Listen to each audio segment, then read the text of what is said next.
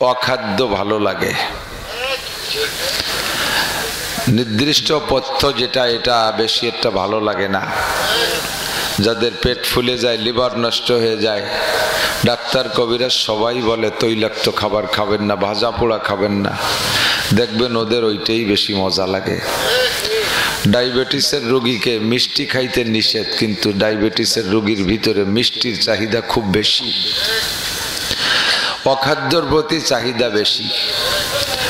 এখন এ জমানায় আইসা অখাদ্য হিসেবে একটা উদাহরণ এসে গেল বললাম, কথাকে আবার সেদিক অতটা হার্ড ভাবে না নেওয়ার জন্য অনুরোধ করতেছি, তবে নিলেও দোষ নেই। গান গজল শুনতে শুনতে শুনতে শুনতে এই কাটা কাটা রসবিহীন ওয়াজ ভালো লাগে না, অথচ হুজুরের বয়ানের ভিতরে রসের চেয়ে গুড় বেশি পাইছি, ঠিক না?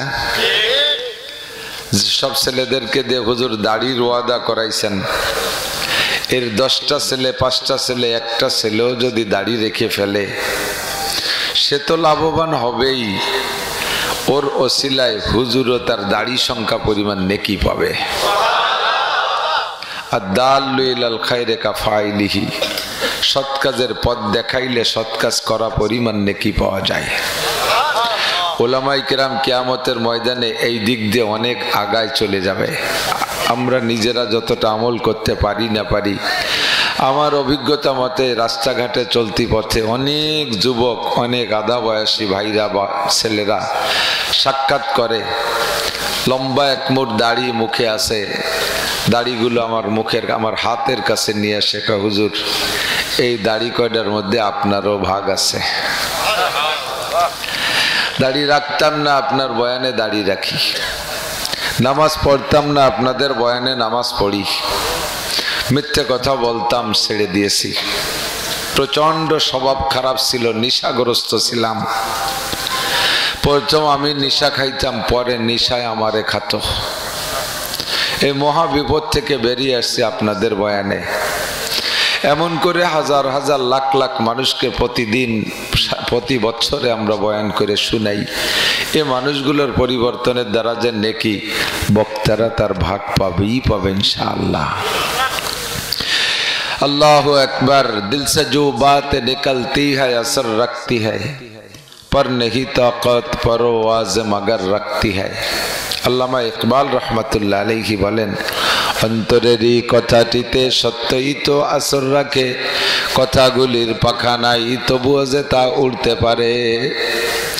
যে কথাটা অন্তর থেকে আসে ও কথা শুনলি টের পাওয়া যায়। মানুষকে গড়ার লক্ষ্যে, মানুষকে বোঝানোর লক্ষ্যে সুর নাই, তাল নাই, খালি বুঝবেই বুঝবে, ও কথার বাচন ভঙ্গি শুনলেই টের পাওয়া যায়। আর শ্রোতাদের কানকে খুশি করবে, বাহা নেবে, এ বয়ান শুনলে টের পাওয়া যায়। মাঝে মাঝে একটা গজল গাই ওঠে, যখন দেয় যে ওয়াজে মস্তিছে না, ওই ভাগে একটা গজল দিয়ে মোটামুটি মজলিস গরম করে ফেলে। এ বয়ান শুনলেও টের পাওয়া যায়, ঠিক না? মুফতি আব্দুল গফফার সাহেব হুজুর দামাত বরকাতুহুল আলিয়া, আজকে হুজুরের মজলিস হচ্ছে, আমরা পাশে মাহফিল করতেছি, অবশ্য সেখানেও লোকের অভাব নেই। তো হুজুরের এই রসবিহীন বয়ানগুলো উম্মতের ভিতরে কি পরিমাণ ক্রিয়া করে, কারণ কথাটা বের হয় অন্তর থেকে।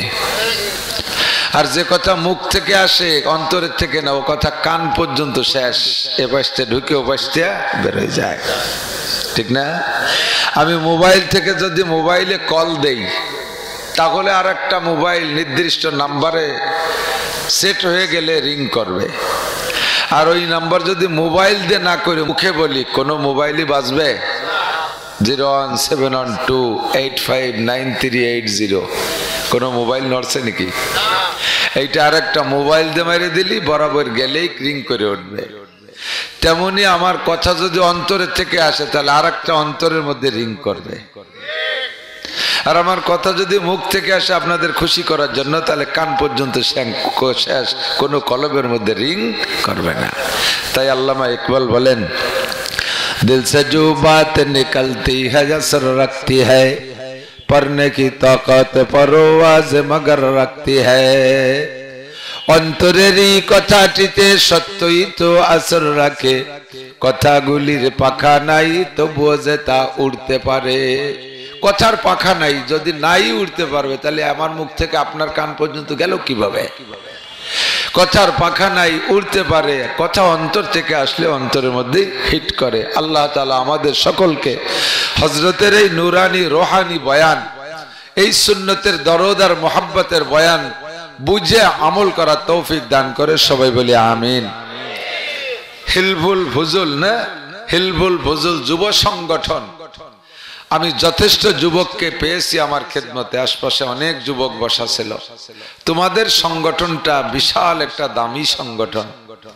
নবী আলাইহিস সালাতু ওয়াস সালাম উম্মতের কাছে দাওয়াতের জিম্মাদারি পেয়েছেন 40 বছর বয়সের পরে। গারে হেরা থেকে নবুয়তি পাওয়ার পরে দাওয়াতের দায়িত্ব নিয়ে ময়দানে নেমেছেন। তবে ছেলেবেলা থেকেই হুজুর সাংগঠনিক ছিলেন। এই সংগঠন কোন আমাদের বাংলাদেশি ক্লাব সংগঠন না। কতক্ষণ না কে ক্লাব আছে না? ক্লাব, ক্লাব ঘর নাম কি? ক্লাব ঘর কয়তো, খালি ক্লাব কয় না, ক্লাব ঘর। এ বাংলার আরবি দুই অংশ মিলে যদি তর্জমা করি, আমার মনে হয় জীবনও কেউ ওর মধ্যে ঢুকবেন না। ঘর তো ঘর, আর আরবিতে কালবুন মানে কুত্ত, এর বহু বচন হলো কিলাব, মানে অনেক কুকুরের ঘর। দুই চারটে কুত্ত এক জায়গা হলে বসে বসে কি চা খায়, মিঠে গল্প করে। সামান্য বিরোধে দুটো কুত্ত কামড়া কামড়ি লেগে যায়, যায় কি যায় না? আর ওর মধ্যেও যাইয়ে দেখবেন মাঝে মাঝে কিলি কিলি ঘুষো ঘুষি চুলাতি কুত্ত কামড়া কামড়ি হয় কি হয় না? এই জন্য ও ঘরের নাম কিলাব ঘর রাখছে যে তারে 10টা টাকা দেওয়া উচিত পুরস্কার হিসেবে। যথাযথ নামটা তুমি কোথায় পাইলি? আমার নবীর 17 বছর বয়সে যুব সংগঠন করেছিলেন, প্রায় যুবক সেই সাইজের। তো নবী পাক বলেন, কিয়ামতের মাঠে আমি 7 গুণের মানুষকে নিজ হাতে হাউজে কাউসার পান করাইয়া আরশে আজিমের নিচে বসায় দেব, যাদেরকে আল্লাহ পাক নিজ হাতে 500 বছর পর্যন্ত আল্লাহ হাত দিয়ে উঠাইয়া জান্নাতের খানা খাওয়াবে। এর ভিতরে 2 নম্বর হলো শাবুন নাশাআ ফি ইবাদাতিল্লাহ, যে যুবক তার যৌবন কালটা অতিবাহিত করলো আল্লাহর ইবাদতের মধ্যে। আল্লাহর হুকুম নবী পাকের তরিকার ভিতরে যার যৌবন কালটা অতিবাহিত করলো, সময়টা বড় ইম্পর্টেন্ট। বৃদ্ধ হয়ে গেলে ভালো হওয়া বড় সহজ, কারণ যৌবনের পাওয়ার থাকে না, বাহুবল কমে যায়, হাঁটুর বল কমে যায়, কাজে ডাঙ্গার বল কমে যায়, মারামারি করতে পারে না, চাকা একটা পাংচার হয়ে গেছে, ঠ্যাং একখান কবরে চলে গেছে, চোখে ভালো করে দেখে না। যৌবনকালে লোহা খাইলে হজম হয়ে যাইতো, যৌবনকালে দিনের বেলায় আকাশে তারকা দেখতো, বৃদ্ধ হয়ে গেলে রাতের বেলা পূর্ণিমার চাঁদটা দেখে না, বাথরুমের দরজা খালি চোখে খুঁজে পায় না। কতক্ষণ? এক ওয়াক্তের ওযু দিয়ে এক ওয়াক্তের 3 প্রকারের নামাজ শেষ করতে পারে না। 3 প্রকারের নামাজ পড়তে 3 বার ওযু করা লাগে। সিংহের মতো শক্তি সাহস সব হয়ে গেছে গত, সিংহের মতো শক্তি সাহস সব হয়ে গেছে গত, কোন মতে আজ বেঁচে আছি ভাই খাকশিয়ালের মতো। এই সালতা নগর কাঞ্জা যারা বুড়ো হইছে, সময় থাকতে আপনারা হেসাক ধরায় কাজি করছেন না? আল্লাহ বাসালি রাস্তায় দিয়ে যখন হাঁটতো, যুবকের দাপটে রাস্তা থরথর করে কাঁপতো। পাশ দিয়ে যদি কেউ লুঙ্গিতে শব্দ করে হেঁটে আগে চলে গেছে, তারে পিছে না ফেলাইয়া রাস্তায় থাকতো না। সব মাতবারিকের দাড়ি শেষ হয়ে গেছে, বৃদ্ধকালে যাইয়া রয়্যাল বেঙ্গল টাইগারের মতো মুরিদ হইছে।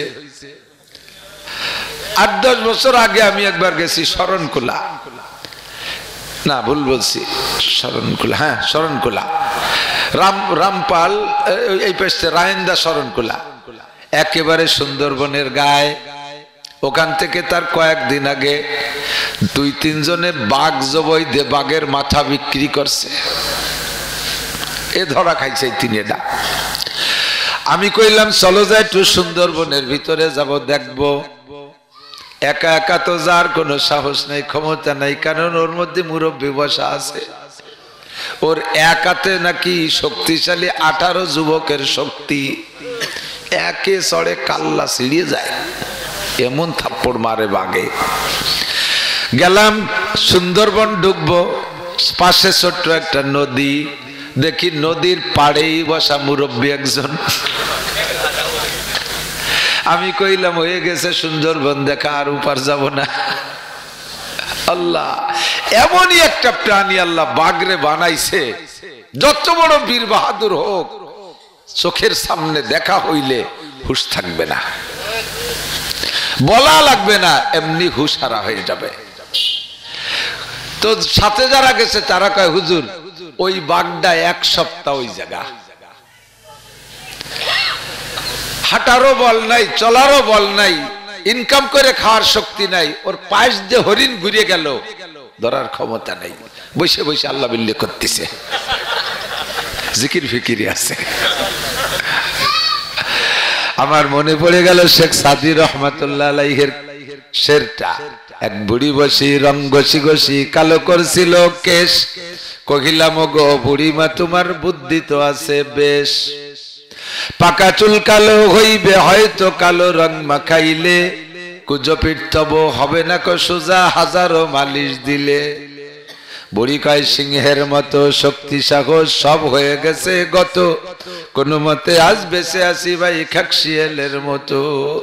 এই বাঘ যৌবন কালে লাভ দিলে সামনে 22 হাত যাইতো, হরিণী লাফায় যায় 21 হাত, বাঘে লাভ দিলে যায় 22 হাত।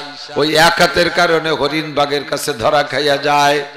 এখন বাঘটা বৃদ্ধ হয়ে গেছে, সামনের দিকে আর 22 হাত যায় না। কেউরে ধরার জন্য যে লাভ দিতে কুদি মারে, ওই কুদিতে 3 হাত পিছয়ে যায়, সেটুকু উঠতে পারে না। কাজেই সরমুনার পিসাবের কাছে মুরিদ। শাবুন নাশা ফি ইবাদাতিল্লাহ